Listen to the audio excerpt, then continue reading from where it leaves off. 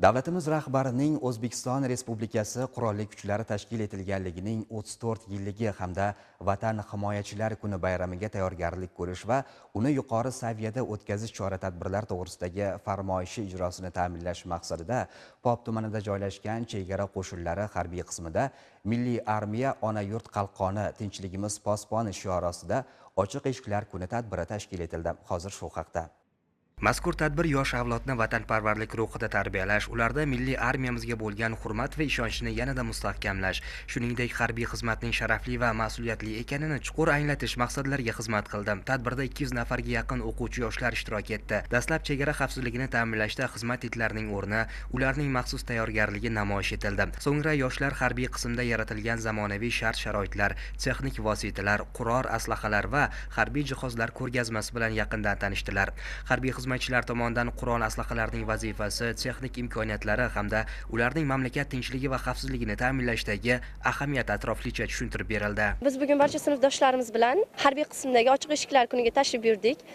Bu tashrifimiz davomida biz ko'pgina harbiy askarlarni, ularga tegishli bo'lgan qurol aslahalarni tanishib chiqdik. Juda ham yaxshi va esda qolarli kun bo'ldi. Bu jarayonlarni va shart-sharoitlarni ko'rib, ayniqsa harbiy sohaga bo'lgan qiziqishim juda ham ortdi. Tadbir davomida 3 avlod uchrashuvi tashkil etildi. Unda Davlat xavfsizlik xizmati, chegara qo'shinlari faxriylari, iste'fodagi harbiy xizmatchilar ishtirok etdi.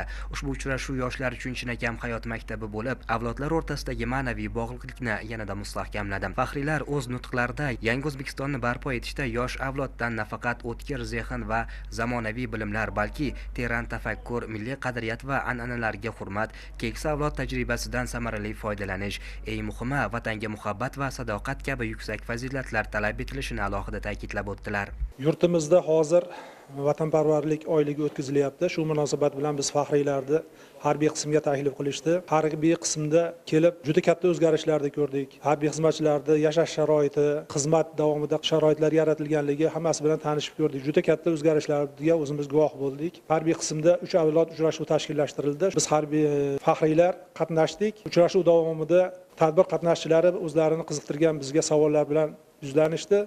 Biz o'zimizni tajribalarimizdan kelib chiqqan holda bu savollarga javob berdik. Uchrashuv davomida biz shunga guvoh bo'ldikki, bu yoshlarimiz ichida juda ham harbiy xizmatga qiziqqanlar ko'p.